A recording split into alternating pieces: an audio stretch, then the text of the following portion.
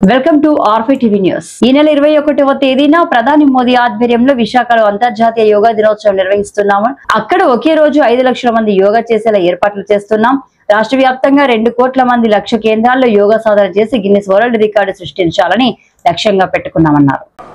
రేపు 21వ తారీఖున ప్రధానమంత్రి నరేంద్ర మోడీ గారి ఆధ్వర్యంలో విశాఖపట్నం కేంద్రంగా ఇంటర్నేషనల్ యోగా డే ప్రారంభిస్తున్నాం. మీ అందరూ ఒకటి గుర్తుపెట్టుకోవాలి. ఇక్కడ అడుగుతున్నా, విశాఖపట్నంలో 21న ఇంటర్నేషనల్ యోగా డే ఉందని తెలిసిన వాళ్ళుంటే చేలు పైకెత్తండి.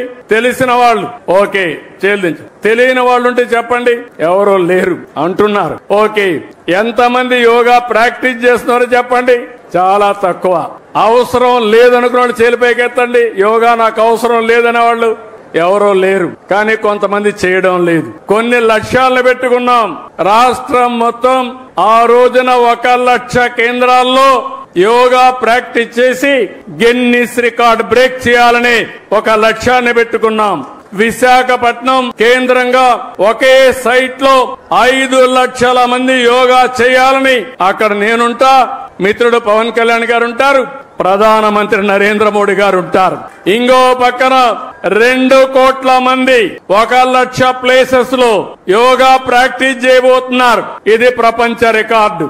ఎక్కడా ఎప్పుడూ జరగని విధంగా 2 కోట్ల మంది మన రాష్ట్రం నుంచి ఇంకా ఇతర రాష్ట్రాల్లో నుంచి కూడా చేస్తున్నారు.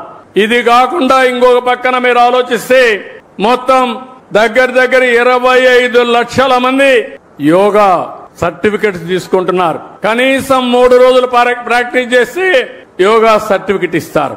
అదే సమయంలో ఆయుష్ ద్వారా యోగాని ప్రతి ఒక్క ఇంటికి చేర్చడానికి ఆఫ్లైన్ ఆన్లైన్ అంటే ఫిజికల్ గా ట్రైనింగ్ ఇవ్వడం, ఓసారి ఆన్లైన్ ద్వారా ట్రైనింగ్ ఇవ్వడానికి కార్యక్రమాలు చేపడుతున్నాం.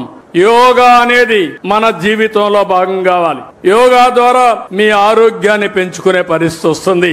ఇప్పుడు నేను చెప్పిన అన్ని కార్యక్రమాలు మీరు గాని కనెక్ట్ చేసుకుంటే మీ జీవితంలో చాలా వెసులుబాటు వస్తుంది.